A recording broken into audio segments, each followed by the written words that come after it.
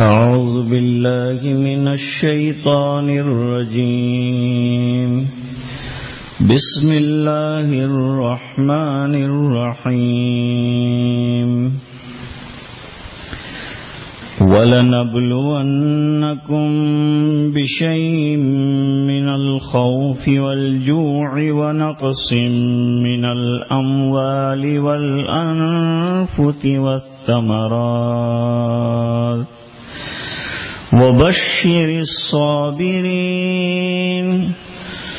الَّذِينَ إِذَا أَصَابَتْهُم مُّصِيبَةٌ قالوا إنا لله وإنا إليه راجعون أولئك عليهم صلوات من ربهم ورحمة وأولئك هم المهتدون صدق اللہ العظیم۔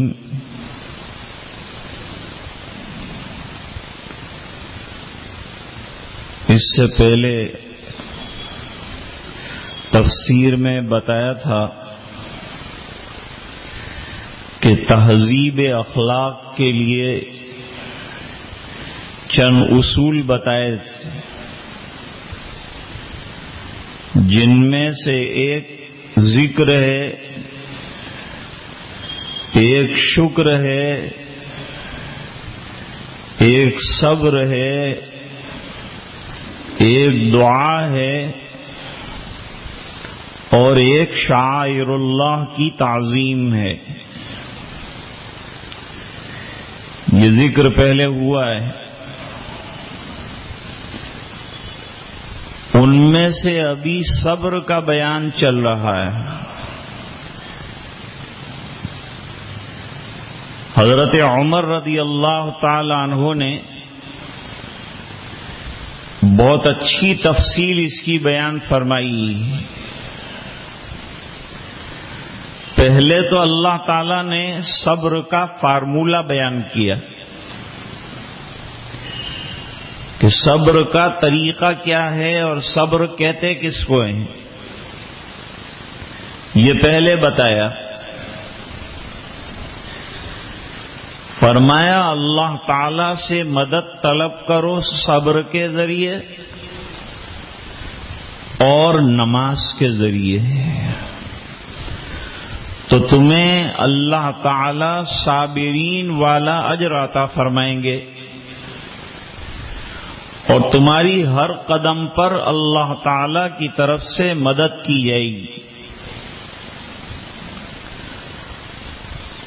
اگر اللہ کے راستے میں تم کام بھی آ گئے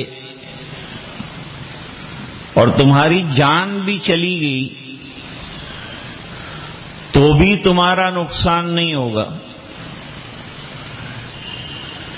اس بنا پر کہ شہداء کو اللہ تعالی برزخ میں ایک حیات نو عطا فرماتے ہیں، ایک نئی زندگی جو اس زندگی سے بڑی ہے اور بہتر ہے، وہ زندگی عطا فرماتے ہیں۔ اس لیے جیسے اور مردہ ہوتے ہیں اس طرح شہداء مردہ نہیں ہیں، ان کے لیے بڑی فضیلتیں اور بڑے اجر وارد ہیں۔ بلکہ یوں فرمایا کہ اللہ تعالیٰ کے یہاں سے ان کے لیے رزق کا اور روزی کا انتظام بھی ہوتا ہے، اور وہ روزی اور رزق جو ہے وہ پوری جنت، کتنی وسیع جنت ہے، اس کے اندر جہاں جا کر کھانا چاہتے ہیں کھاتے ہیں۔ یہ تو شہداء کی فضیلت تھی۔ اب یہ دنیا جو ہے وہ آزمائش کی جگہ ہے، اور آزمائش میں آدمی کو صبر کرنا ہے، اللہ کے فیصلے پر راضی ہونا ہے۔ آج کی آیات میں اس کا بیان ہے کہ اب آزمائشیں جو آئیں گی وہ کن کن طریقوں سے آئیں گی، وہ کون کون سے طریقے ہیں جن کے ذریعے سے اللہ تمہیں آزمائیں گے۔ آزمائش ہے نشان بندگان محترم،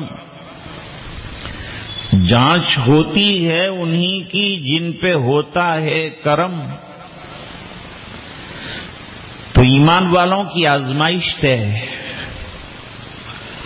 حضور پاک صلی اللہ علیہ وسلم کے زمانے سے اور ہر نبی کے زمانے میں ایمان والوں نے تکلیفیں اٹھائی، اور ہر زمانے میں ایمان والے ثابت قدم رہے، صابر رہے۔ ارے بادشاہ نے اپنے سامنے کھڑا کر کے 2 آدمیوں کو بلایا کہ ان کو موت سے دھمکاؤ، موت سے ہر آدمی ڈرتا ہے، اور ایسی خطرناک موت ان کے سامنے اس کا منظر لاؤ کہ یہ دیکھ کر جو ہیں اپنا ایمان چھوڑ بیٹھے۔ تو ایمان والے کو بلایا گیا ہے، اور بلانے کے بعد اس کے سر کے اوپر جو لکڑی کاٹتے ہیں نا، تو 2 طرف سے کاٹتے ہیں، ادھر سے کھینچتا ہے ایک آدمی، ادھر سے کھینچتا ہے ایک آدمی، اس طرح سے سر پر آرا رکھ کر کھینچنا شروع کیا، اور پوچھا گیا کہ بتاؤ اب ایمان چھوڑتے ہو کہ زندگی عزیز ہے؟ لیکن حدیثوں میں آتا ہے، حضور نے فرمایا صلی اللہ علیہ وسلم کہ وہ لوگ اتنی آزمائشوں کے باوجود ایمان سے ٹلے نہیں، ایمان پر جمے رہے، بلکہ حضور پاک صلی اللہ علیہ وسلم نے فرمایا کہ ان کے جسموں پر لوہے کی کنگیاں چلائی گئی، لوہے کی، ذرا سا لوہے کی سوئی چبھ جاتی ہے ہم کو تو ہم برداشت نہیں کر سکتے، لوہے کی کنگیاں جسموں کے اندر چلائی گئیں اور گوشت ہڈیوں سے کھرچ کر نکالا گیا، کیا تکلیف ہوئی ہوگی۔ لیکن وہ ایمان والے ٹس سے مس نہ ہوئے، اپنے ایمان پر جمے رہے۔ اب جس کی جتنی حیثیت ہوتی ہے اللہ اس کے مطابق اس کی امتحان اور آزمائش لیتے ہیں۔ اللہ فرماتے ہیں ہم تم کو بھی ضرور آزمائیں گے۔ ایک تو بھئی ہم لوگ کمزور ہیں، ہم کو تو دعا یہ کرنا چاہیے کہ اللہ تو آزمائیو مت ورنہ کہیں ہم پھسل نہ جائیں۔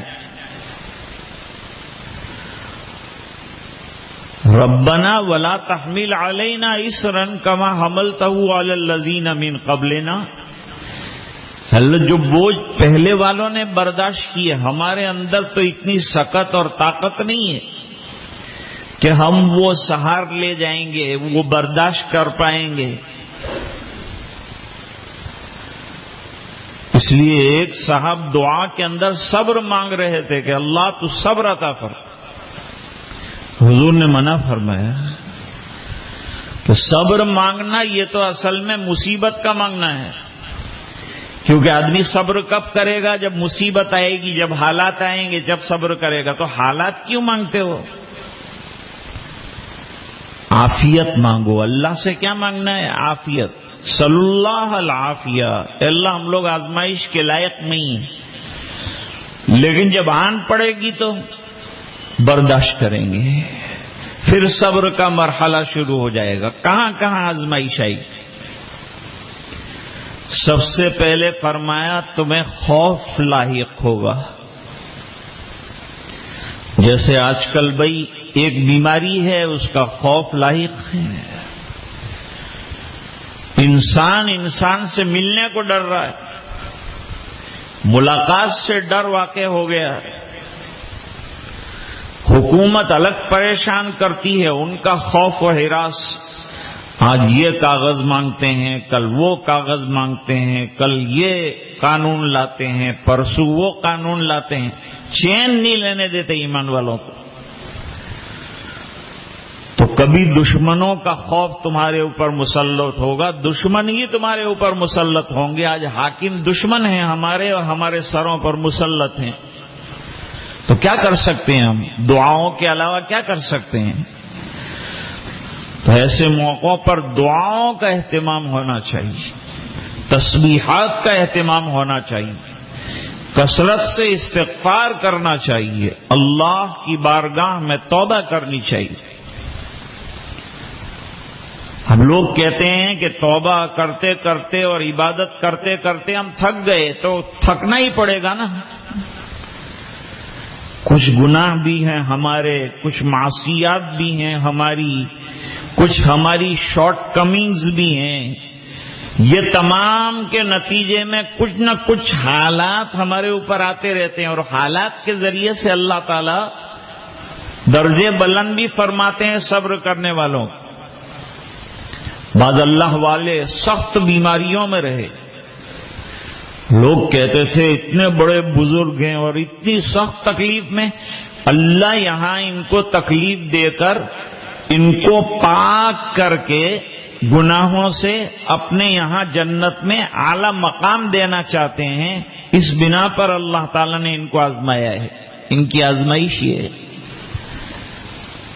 تو پہلی چیز تمہارے اوپر دشمن کا خوف لاحق ہوگا۔ آج کا مسلمان خوف اور ہراس میں زندگی گزار رہا ہے، نہ حکومت کی طرف سے اطمینان ہے، نہ خود اپنی ذاتی زندگی میں اطمینان ہے، بیماریاں ہیں، حالات ہیں۔ فرمایا ہم تو آزمائیں گے بھائی، دیکھیں کون سچا ہے، کون جمع رہتا ہے، کون اکھڑ جاتا ہے۔ غزوہ احد میں صحابہ کرام کو مار پڑی، نقصان ہوا، 70 صحابہ شہید ہو گئے، کئی زخمی ہو گئے۔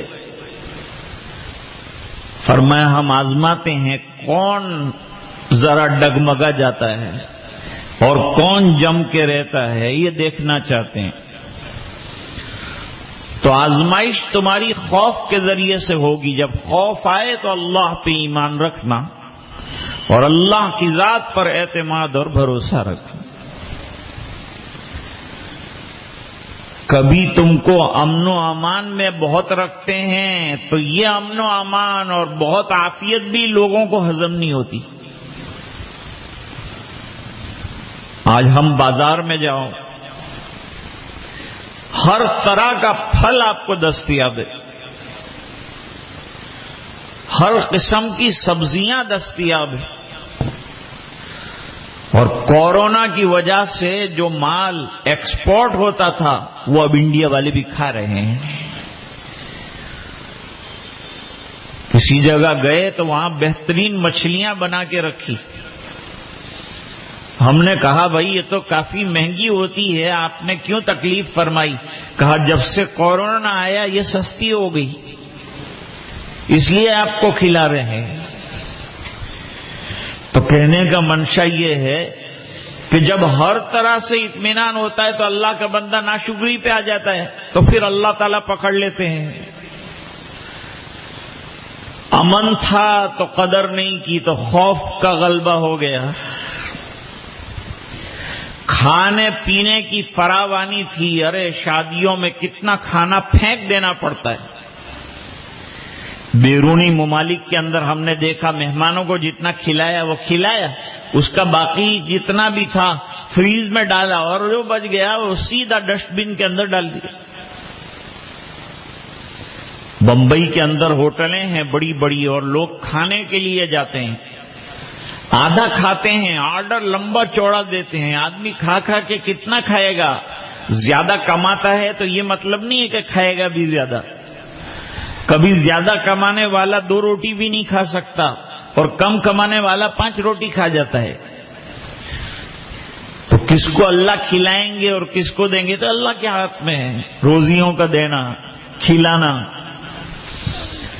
بیچارہ کاروں کا بہت بڑا ڈیلر، لیکن اس کو یوں کہا تھا کہ تجھے خالی سوپ پینا ہے، وہ بھی روٹی بھی ساتھ استعمال نہیں کرنی۔ کتنا کروڑوں پتی ہے لیکن کھانے کا محتاج ہے، اور وہ فٹ پاتھ پر کام کرنے والا اچھی خاصی بڑی بڑی روٹیوں کے ساتھ مرچیں لگا لگا کے اور اچار لگا لگا کے کھاتا ہے، اور وہ کھڑکی میں سے حسرت کے ساتھ دیکھتا رہتا ہے کہ بھائی تو یہ محل لے لے، تیرا کھانا مجھے دے دے، کہ یہ کھانا مجھے مل جائے۔ تو فرماتے ہیں جب رزق کی فراوانی کی قدر نہیں ہوگی تو بھوک کا مارا پڑے گا، قحط سالیاں آئیں گی۔ پھر اللہ تعالیٰ تم مالوں کی قدر نہیں کرو گے، مال نعمت ہے۔ دو چیزوں کو اللہ تعالیٰ نے قیامن للناس کہا ہے، لوگوں کا مایہ زندگی قرار دیا ہے۔ یہ مایہ زندگی میں ایک چیز بیت اللہ، جعل اللہ الکعبۃ البیت الحرام قیاما للناس، اللہ نے بیت اللہ کی دھری پر اس پوری دنیا کو چلایا ہے۔ یہ پورا دنیا کا جو راؤنڈ ہے اور سرکل ہے وہ بیت اللہ کی دھری پر چل رہا ہے، بیت اللہ بالکل سینٹر میں، وہیں سے یہ پوری دنیا پھیلی۔ تو فرماتے ہیں ایک تو یہ مایہ زندگی ہے، شعائر اللہ میں سے ہے کعبۃ اللہ، اللہ کا گھر اللہ کی نشانیوں میں سے ایک نشانی ہے۔ نمبر دو، مال کو بیکار مت سمجھو، جو مال آپ نے حلال طریقے سے کمایا ہے اس کو خرچ بھی کرو تو صحیح راستوں میں کرو، اللہ کے راستوں میں کرو، اپنے بچوں پر اپنی اولاد پر صرف کرو، فضول چیزوں میں خرچ مت کرو، اسراف مت کرو، یہ سب مال کے حقوق ہیں۔ اگر وہ نہیں رہے تو پھر مال کی لائن سے آزمائش آتی ہے۔ آپ نے دیکھا ہم لوگ ٹول پلازا پر ہوتے ہیں اور ہم آرام سے گاڑی میں بیٹھے ہیں، گھر سے کھانا لے گئے ہیں اور سینڈوچ لے گئے ہیں اور برگر لے گئے ہیں، کھا رہے ہیں، مزے لے رہے ہیں، اور ہمارے سامنے ایک آدمی بیچارہ سینگ چنے بیچ رہا ہے، ایک ایک گاڑی پر دوڑ دوڑ کے دینا چاہتا ہے، کوئی اور چیزیں فروخت کرتے ہیں۔ کتنی محنت، میں ہمیشہ ٹول پلازا پہ سوچتا ہوں کہ بیچارہ ہزاروں یہاں کام کرنے والے ٹول پلازا پر ہیں جو بیچارے تھیلے اٹھا اٹھا کر جو مسافرین ہیں ان کی گاڑیوں کے اوپر ہاتھ یوں پھیلا کر کے بھائی لوگے بھائی لوگے، شام تک کتنی محنت کرتا ہے، تب جا کر اس کو 2 پیسے بیچارے کو ملتے ہیں۔ ہم سوچیں کہ اللہ تعالیٰ نے بغیر ہاتھ پیر ہلائے ہم کو کتنا آرام سے رکھا ہے، تو کتنا اس کی نعمت کا شکر بجا لانا چاہیے اور کتنا اس کا احسان ماننا چاہیے۔ اس کے باوجود اللہ فرماتے کبھی مال کی کمی آ جائے گی۔ ابھی بھائی یہ جو لاک ڈاؤن ہوا تو کتنے لوگوں کی آمدنی کے اندر فرق آ گیا، ایک دم سے بیٹھ گیا کمائی۔ جو ہوٹل چلانے والے تھے، جو رکشا چلانے والے تھے، جو گاڑیاں چلانے والے تھے، یکلخت بیٹھ گئے۔ اچھے اچھے لوگوں کے گھروں میں کھانے کے فاقے ہو گئے، لالے پڑ گئے۔ اس میں بھی بڑی مصیبت بیچارے ہمارے مولویوں پر آئی۔ لاک ڈاؤن ہوا تو بیچاروں کی تنخواہ پر بھی لاک ڈاؤن آ گیا۔ یہ کہاں جائیں گے؟ تمہارے بچوں کو سنبھالا ہے، تمہاری اولاد کو جنت کا راستہ دکھا رہے ہیں، آپ کو جنت میں جانے کے قابل بنا رہے ہیں، ان کو تو خوب دینا چاہیے۔ سماج کے پاس اگر رقمیں ہیں، پیسہ ہے، بند مت کرو لوگوں کا دیا ہوا، تم دیتے رہو، اللہ دیتے رہیں گے۔ اگر تھوڑا سا اختیار اللہ نے ہم کو چند لوگوں پر دنیا کے اندر دیا ہو تو اس اختیار کا ناجائز فائدہ نہیں اٹھانا چاہیے۔ علماء بڑے مظلوم ہیں، وہ قوم کے کام میں رات اور دن اور امت کی علمی خدمت کے اندر لگے ہوئے ہیں. کوئی نماز پڑھا رہا ہے، کوئی اذان دے رہا ہے، کوئی مکتب پڑھا رہا ہے، کوئی مدرسہ پڑھا رہا ہے. ارے بھائی ہمارے پاس پیسے نہیں، اللہ بھیجے گا. پیسوں کا بھیجنا اللہ کی طرف سے، تم دینا تو شروع کرو. تم دو گے تو اللہ بھی تم کو دے گا. اس لیے ایک ام المومنین سے حضور پاک صلی اللہ علیہ وسلم نے فرمایا کہ گن گن کر مت رکھ ورنہ اللہ گن کے دے گا. بے حساب خرچ کر تو اللہ تعالیٰ بے حساب دے گا. اس کے خزانے میں کوئی کمی نہیں ہے، وہاں کوئی لاک ڈاؤن نہیں ہے، وہاں تو خزانے ہمیشہ کھلے ہوئے ہیں. اس کی عطا ہر وقت جاری ہے. خدا کی دین کا موسیٰ سے پوچھیے احوال کہ آگ لینے کو جائیں پیمبری مل جائے. یہ تو اللہ تعالیٰ کا نظام ہے. لیکن اللہ کبھی مال کی کمی کے ذریعے سے آزماتے ہیں، اور کبھی کبھی بیماریاں اور حالات ایسے آتے ہیں. اب نئی بیماری کا پتہ چلا، ایک کورونا میں جو مبتلا ہوا اس کو کوئی نئی بیماری لگنے کا خطرہ ہے. کیا بیماری ہے بھائی؟ کہتے ہیں ناک کے اندر فنگس پیدا ہو جاتی ہے، کیڑے لگ جاتے ہیں اور وہ ہڈی کو کھا جاتے ہیں ناک کی، اور دماغ اور کھوپڑی کے اندر سوراخ ہو جاتا ہے اور آدمی مر جاتا ہے. لو، ایک کی تو ویکسین ابھی آنے والی ہے، اس سے پہلے یہ دوسری آزمائش اور دوسرا امتحان آیا. کیا کر سکتے ہیں؟ کتنا مقابلہ کرو گے اللہ کا؟ اللہ کی پکڑ کا ہم مقابلہ نہیں کر سکتے. اللہ تعالی کی جو نعمتیں ہیں اس کی ہم کما حقہ قدر نہیں کر سکتے. اس لیے حضور نے فرمایا اللہم لا احصی ثناء علیک انت کما اثنیت علی نفسک. اللہ تیری نعمتوں کا ہم کیا شکر کریں گے؟ تو نے سکھایا ہے شکر، اسی طریقے سے ہم شکر کر سکتے ہیں. شکر نعمت ہائے تو چندہ کے نعمت ہائے تو، عذر تقصیرات ماں چندہ کے تقصیرات ماں. فرمایا تمہاری جانوں کے اندر، تمہاری مالوں کے اندر، تمہاری کھیتی باڑی کے اندر، تمہارے پھل فروٹ کے اندر، تمہاری اولاد کے ذریعے سے، اولاد بھی تو ایک طرح سے پھل ہے، ماں باپ کے دلوں کا پھل ہے اولاد. تو ظاہری بات ہے اس کو کچھ بھی ہو جاتا ہے تو ماں باپ کو اچھا لگتا ہے. بیٹا اگر قید خانے میں چلا گیا، باپ کو یہاں بریانی کھلاؤ نہیں اچھی لگے گی، وہ کہے گا میں کیا بریانی کھا کے کروں، میرا بچہ وہاں دال روٹی کھا رہا ہے. وہ پریشان ہے. محل میں رہ رہا ہے باپ، لیکن بیٹا قید خانے میں ہے، اولاد پریشان کرنے والی ہے، تو ماں باپ حیران رہتے ہیں، پریشان رہتے ہیں. تو کبھی اولاد کے واسطے سے اور اولاد کی لائن سے آزمائش آتی ہے. فرماتے ہیں کبھی پھلوں میں آزمائش آتی ہے، کبھی کھیتی کم ہوتی ہے، کبھی مال کم ہوتا ہے، کبھی خوف و ہراس آتا ہے، کہیں طرح طرح سے. یہ تو چند مثال کے طور پر گنوائے. کب کون سا حال آ جائے گا؟ کورونا آ جائے گا اور یہ حال جو ہمارا ہے آج ایسا ہو جائے گا. کسی کو پتا بھی تھا کہ دنیا پوری ٹھپ ہو جائے گی؟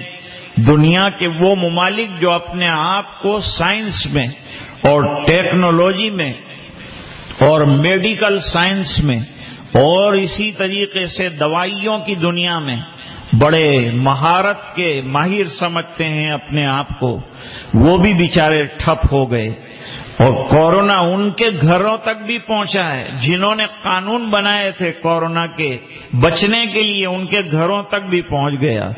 اللہ کی پکڑ آتی ہے نا تو پھر کسی کو چھوڑتی نہیں. اس لیے اللہ کی پکڑ سے ہمیشہ انسان جو ہے وہ توبہ کرے کہ اللہ ہم کہیں تیری پکڑ میں نہ آ جائیں. اس لیے کام وہ بتائے ہم کو کہ ہم اللہ کی پکڑ میں نہ آئیں. اور وہ کام کیا بتائے ہیں؟ استعینوا بالصبر والصلاۃ. نمازوں کے ذریعے سے اپنے آپ کو بچاؤ، عبادتوں کے ذریعے سے اپنے آپ کو فرما بردار رکھو، اللہ کی طاعت کرو. کتنی اچھی بات شیخ سعدی رحمت اللہ علیہ فرماتے ہیں کہ دنیا کی جتنی چیزیں ہیں، مخلوقات جتنی بھی ہیں، وہ تمام اللہ کی فرما برداری کر رہی ہے. جیسے آفتاب ہے، آفتاب روزانہ نکلتا ہے وقت پر، کبھی 1 سیکنڈ بھی اس میں کمی آتی ہے؟ بھائی آج تو آفتاب بہت تھک گیا ہے اس لیے تھوڑا آدھا گھنٹے کے بعد نکلے گا، ایسی کوئی خبر ہم نے آج تک نہیں سنی۔ اور یہ کہ اب تم لوگ بہت جو ہے روشنی کرتے ہو تو جاؤ میں آدھا گھنٹے بعد غروب ہوں گا، سب دنیا کا نظام گڑبڑا جائے گا۔ تو آفتاب جو ہے بر وقت نکلتا ہے، 1 سیکنڈ کی بھی کمی، اس پر تقویم بناتے ہیں۔ چاند کا عالم بھی یہی ہے، 29واں 30واں چاند اللہ نے جو نظام بنایا ہے اس کے مطابق نکلتا ہے۔ ستارے ہیں جن کو جس وقت پر نکلنے کو کہا گیا ہے، ظاہر ہونے کو کہا گیا ہے، چمکنے کو کہا گیا ہے، وہ بر وقت چمکتے ہیں۔ درختوں کو کہا گیا ہے کہ فلاں موسم کے اندر پھل دینا، وہ موسموں کے اندر پھل برابر دے رہے ہیں۔ گلاب کو کہا ہے کہ کانٹوں کے بیچ میں تجھے خوشبو دینا ہے، وہ دے رہا ہے۔ چمیلی کو کہا ہے کہ تجھے مہکتے رہنا ہے، وہ مہک رہا ہے۔ تو جن جن چیزوں کو جو کام دیا ہے، جیسے سمندر کو روانی عطا فرمائی اور دریا کو طغیانی عطا فرمائی اور آفتاب کو تابانی عطا فرمائی اور چاند کو چاندنی عطا فرمائی اور چیزوں کو جوانی عطا فرمائی، یہ سب اللہ تعالی کی دی ہوئی نعمتیں ہیں، یہ سب انعامات ہیں، لیکن یہ سب اللہ نے بندوں کے لیے پیدا کیے۔ آفتاب، اگر ہم سو رہے ہیں آفتاب کا کچھ نہیں بگڑتا، اگر ہم نہ توجہ دیں اور چننی پڑوا نہ کریں تو چاند تو اپنے وقت پر نکلے گا اور اپنا جو کام کرنا ہے وہ کرتا رہے گا، تم کو کیا منانا ہے، وہ تمہارے ہاتھ میں دیا گیا ہے۔ تو فرماتے ہیں کوئی بھی مخلوق دنیا کی دیکھ لو، پرندوں کو چہچہانے کو کہا گیا ہے تو وہ وقت پر چہچہاتے ہیں، اور مرغے کو اذان دینے کے لیے کہا گیا ہے تو وہ آدھی رات کو بھی اذان دیتا ہے، حالانکہ اس کے پاس گھڑی نہیں ہے، پھر بھی وہ اذان ٹائم کے اوپر دے رہا ہے، اور صبح میں بھی اذان برابر دیتا ہے۔ مؤذن شاید سو جائے لیکن یہ نہیں سوتا اور برابر اپنا کام کرتا ہے۔ تو اللہ تعالیٰ نے جتنی مخلوق بنائی ہے وہ بندوں کے لیے بنائی، اپنے خیر الناس جسے کہا جائے اور اشرف المخلوقات جسے کہا جائے وہ انسان ہے۔ اشرف المخلوقات کے لیے اللہ نے بڑے بڑے کرے بنائے، دنیا سے 10,000 کروڑ گنا بڑا آفتاب ہم کو دیا ہے، کئی لاکھ گنا بڑا چاند اللہ تعالیٰ نے ہم کو عطا فرمایا، سب ہماری خدمت میں لگے ہوئے ہیں، اور سب کو اللہ نے آرڈر دیا ہے کہ تم کو اپنا کام کرنا ہے تو وہ کر رہے ہیں۔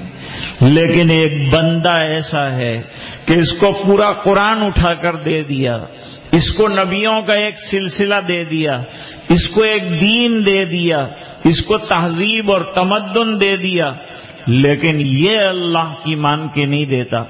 دنیا کی ہر چیز فرما بردار، لیکن جسے فرما بردار ہونا چاہیے اور جسے اللہ کے احکام کو ماننا چاہیے وہ نہیں مانتا اللہ کا بندہ، حالانکہ اس کے ماننے پر اللہ تعالیٰ نے وعدے بھی فرمائے، تو کبھی کبھی اللہ تعالیٰ رسی کو کھینچ لیتے ہیں۔ پتنگ کا زمانہ آنے والا ہے، یہ مسلمانوں کا تہوار نہیں ہے، وہ دوسروں کا بھی تہوار نہیں ہے، لیکن لوگ چلاتے ہیں اور کنکوے جو ہیں وہ اوپر چڑھ کر اڑاتے ہیں۔ ہمیں اپنے بچوں کو روکنا چاہیے، یہ پتنگ ہمارا کام نہیں ہے، یہ ریل ہمارا کام نہیں، یہ کاٹنے والے دھاگے ہمارا کام نہیں ہے، یہ لاکھوں روپئے کے کھانے صبح میں چھتوں کے اوپر چڑھ کر کھانا اور ڈی جے بجانا، یہ سب غافلین اور طاغین اور عاصین کا کام۔ اسلام کوئی کھیل ایسا نہیں دیتا، کوئی تہوار ایسا نہیں دیتا کہ جس کے اندر یہ سب برائیاں ہوں۔ جائے گا چھت پر تو عورتیں ہوں گی چھت پر، غیر محرموں پر نظر پڑے گی اور ایک دوسرے کے خلاف آوازیں کسیں گے، اوپر جو ہے گانا بج رہا ہے، موسیقی بج رہی ہے جو بالکل ناجائز ہے، جو اڑایا جا رہا ہے اور اس میں پیسہ اڑایا جا رہا ہے، یہ اسراف ہے، فضول خرچی ہے، اس سے بھی روکا گیا ہے۔ کاش کہ یہ پتنگ اڑانے کا دن مسلمان عبادت میں گزار دے، اللہ کے راستے میں 1 دن کے لیے چلا جائے، 3 دن کے لیے چلا جائے، صبح کی نماز پابندی سے پڑھے، چھت پر ہم اتنی جلدی چڑھ جاتے ہیں، تہجد کے لیے کبھی اٹھتے نہیں ہیں، حالانکہ تہجد گھر میں پڑھنا ہے، مصلی گھر میں موجود، گرم پانی گھر میں موجود، آرام کا سامان گھر میں موجود، گرمی ہو تو اے سی چلائیے، اللہ کی عبادت کیجیے اور اللہ کا قرب حاصل کیجیے۔ کتنا بہترین اور آسان دین ہے۔ تو اصل میں آج جو کمزوریاں ہیں، تو وہ پتنگ کی بات میں کر رہا تھا کہ پتنگ کو جب چگاتے ہیں اور اڑاتے ہیں اور وہ ہوا اس کو کھینچ کر جب لے جاتی ہے تو اس کی پھرکی کو الٹی کر دیتے ہیں۔ اب پتنگ خوب چکر کاٹ کاٹ کر اوپر سے اوپر جا رہا ہے، زیادہ سے زیادہ اڑ رہا ہے، اور اس نے پھرکی کو چھوڑ دیا ہے اور دھاگا اندر سے نکلتا جا رہا ہے، کھینچتا جا رہا ہے۔ لیکن پتنگ یہ سمجھتا ہے کہ میں آزاد ہو گیا، آج مجھے کوئی روکنے والا نہ رہا، اس لیے خوب چکر کاٹتا ہے۔ اسی کے دوران پتنگ اڑانے والے کے دل میں بات آتی ہے کہ یہ ذرا بے قابو ہو گیا ہے، یہ ذرا آزاد ہو گیا ہے، اس کو کنٹرول میں لانا پڑے گا۔ تو وہ پھرکی کو سیدھی کر لیتا ہے اور 2 چکر جو ہے دھاگے میں سے کم کرنا شروع کرتا ہے۔ تو آپ نے دیکھا کہ پتنگ کانپنا شروع ہو جاتا ہے، پتنگ ہلنا شروع ہو جاتا ہے۔ ذرا سی آزمائش پتنگ کو برداشت نہیں، ہم تو اس سے بھی کمزور ہے، ہم کیا برداشت کر پائیں گے؟ اس لیے اللہ سے ہمیشہ طاعت اور فرما برداری مانگنا اور دعاؤں کی اللہ کے دربار میں جھڑی لگانا اور رات دن اللہ سے مانگنا، یہ بڑی ضروری چیز ہے۔ اور یہ آزمائشوں پر جو صبر کر لے گا، حالات تو آئیں گے لیکن صبر کر لے گا، تو اللہ تعالیٰ نے ان مصیبتوں میں، چھوٹی مصیبت ہو چاہے کانٹا چھوٹا سا چبھ جائے مسلمان کو، یہ بھی تکلیف ہے، اس وقت میں بھی فرمایا کہ پڑھو انا للہ و انا الیہ راجعون۔ انشاءاللہ آئندہ اگر زندگی رہی تو اس کے اس عنوان پر مزید گفتگو کریں گے۔ خوشی کی بات ہے کہ آپ حضرات جو ہیں وہ تشریف لاتے ہیں، حالانکہ مغرب کے بعد تفسیر میں بیٹھنا لوگوں کے لیے دشوار ہے، لیکن آپ نے وقت دیا، بیٹھے، تو اللہ کے دین کی کچھ باتیں سامنے آئیں، قرآن کریم کا فہم اللہ تعالیٰ نے عطا فرمایا، قرآن کریم کے تقاضے ہمارے سامنے آئے، اور ماں بہنوں نے بھی ہمت کی ہے، وہ بھی قرآن سمجھنا چاہتی ہیں، برابر شامل ہوتے رہیے اور اجر پاتے رہیے۔ یہ بیٹھنے کا بھی اجر ہے، ثواب ہے، اللہ تعالیٰ یہ آپ کے آنے جانے کو، یہ آپ کے وقت کے قربان کرنے کو اور یہ بیٹھ کر سننے کو، کتنی مرتبہ سرکار کا نام آیا تو ہم نے درود پڑھا، کتنی دیر سے ہم اللہ کے قرآن کی آیتیں سن رہے ہیں، تو اس پر اللہ تعالیٰ ضرور نوازیں گے، یہ خیر کا سبب بنے گا، ہماری نسلوں کے اندر دین کے آنے کا سبب بنے گا۔ اللہ تعالیٰ ہمیں اس پر عمل کرنے کی اور قرآن کریم کی فہم کی اللہ تعالیٰ توفیق عطا فرمائے۔ اس کے لیے دعوت چلانی چاہیے کہ ہر گھر سے جوان اور گھر کے افراد جو ہیں وہ اس میں شامل ہو، جیسے دعوت کے کام میں ہم شامل ہوتے ہیں، اس طرح یہ بھی دعوت کا ایک پہلو ہے کہ ہم قرآن کریم جو ہمارے لیے اتارا گیا ہے، ہم اس کے تقاضوں کو سمجھنے والے بنیں، ہمیں پتہ چلے کہ قرآن کیا تقاضے رکھتا ہے، قرآن ہم سے کیا مانگ رہا ہے، قرآن ہم سے کیا چاہتا ہے، تو وہ انشاءاللہ اس کے ذریعے سے آسان ہوگا۔ وآخر دعوانا ان الحمد للہ رب العالمین۔ تھوڑی دیر کے لیے ذکر کریں۔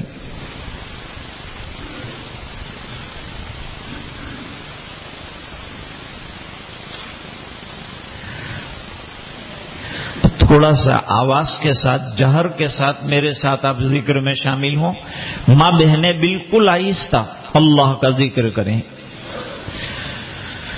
تیرے سوا معبود حقیقی کوئی نہیں ہے، کوئی نہیں، اور تیرے سوا مسجود حقیقی کوئی نہیں ہے، کوئی نہیں، اور تیرے سوا مشہود حقیقی کوئی نہیں ہے، کوئی نہیں۔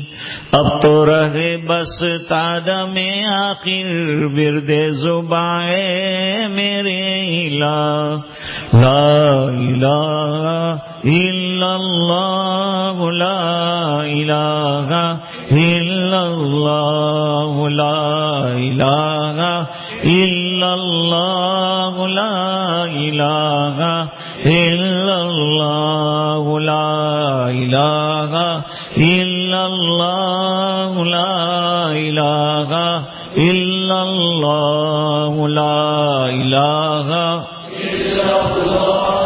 لا الہ الا اللہ، لا الہ الا اللہ، لا الہ الا اللہ، لا الہ الا اللہ، لا الہ الا اللہ،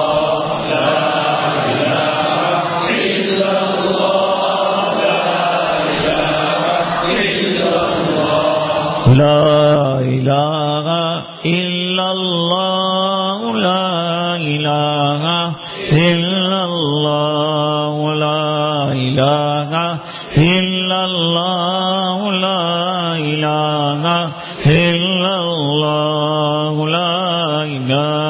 لا الہ الا اللہ، لا الہ الا اللہ، لا الہ الا اللہ، لا الہ الا اللہ، لا الہ الا اللہ، لا الہ الا اللہ، لا الہ الا اللہ، لا الہ الا اللہ، لا الہ الا اللہ،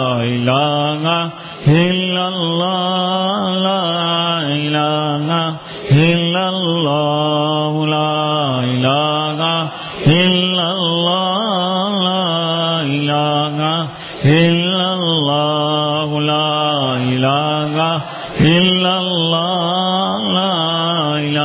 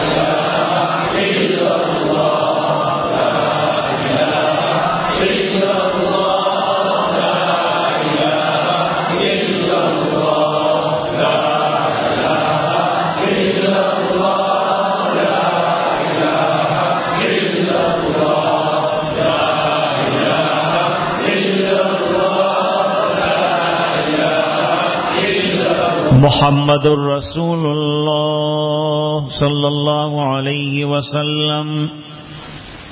تھوڑی دیر کے لیے مراقبہ کریں گے۔ مراقبہ اللہ کی رحمت کے انتظار میں اور اللہ کے دھیان میں بیٹھ جانے کا نام ہے۔ اللہ کی رحمت برس رہی ہے یہ تصور کرے اور ہمارے دلوں پر اتر رہی ہے اور ہمارا دل اللہ اللہ اللہ کر رہا ہے۔ روزانہ یہ چند منٹوں کے لیے ماں بہنیں بھی مصلی پر بیٹھ کر مراقبہ کر لیا کریں۔ اس کو مراقبہ کہتے ہیں۔ بالکل جسم میں حرکت نہ ہو، آرام سے بیٹھیں اور سر کو دل کی طرف ذرا سا جھکا لیں اور پھر یہ تصور میں کھو جائیں کہ اللہ کی رحمت برس رہی ہے، دل میں سما رہی ہے اور دل اللہ اللہ اللہ کر رہا ہے۔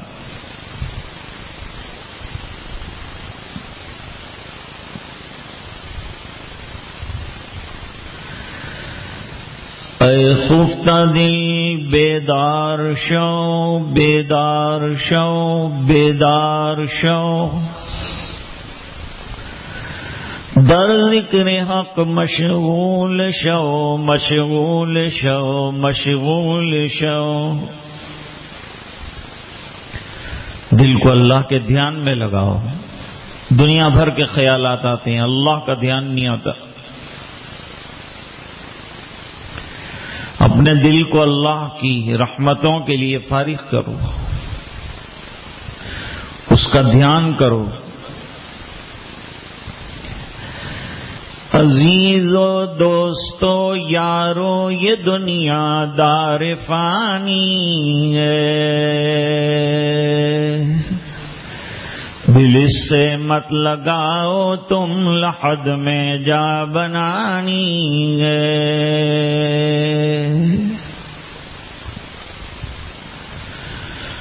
تو آیا بحر طاعت پھنسا لذات دنیا میں، عقل کھوئی گئی تیری یہ کیسی نادانی ہے۔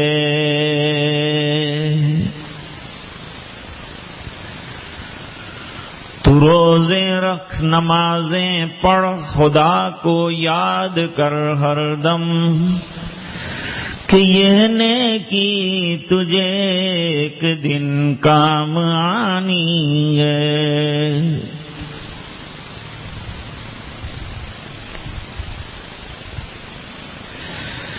جب اللہ کے دھیان میں بیٹھے ہوں تو یہ سوچنا چاہیے کہ کہا گیا تو آنکھیں بند کر لی، لیکن ایک دن ایسا آئے گا کہ آنکھیں بند کرنے پر جسم کی حرکت پر، انگلی کی حرکت پر بھی میرا اختیار نہیں رہے گا۔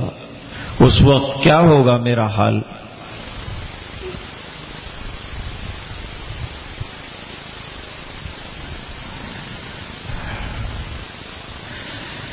لا الہ الا اللہ محمد الرسول اللہ صلی اللہ علیہ وسلم۔ بسم اللہ الرحمن الرحیم۔ اللہم لک الحمد کلہ ولک الملک کلہ ولک الشکر کلہ والیک یرجع الامر کلہ علانیتہ وسرہ۔ اللہم صل علی سیدنا محمد وعلی آل سیدنا محمد وبارک وسلم۔ ربنا آتنا فی الدنیا حسنہ وفی الآخرۃ حسنۃ وقنا عذاب النار وقنا عذاب القبر وقنا عذاب الحشر وقنا عذاب الفقر وقنا عذاب الدین واحشرنا یوم القیامۃ مع الابرار۔ اللهم اعنا على تلاوة القرآن وذكرك وشكرك وحسن عبادتك۔ اللهم إن قلوبنا ونواصينا وجوارحنا بيدك لم تملكنا منها شيئا، فإذا فعلت ذلك بنا فكن أنت ولينا واهدنا إلى سواء السبيل۔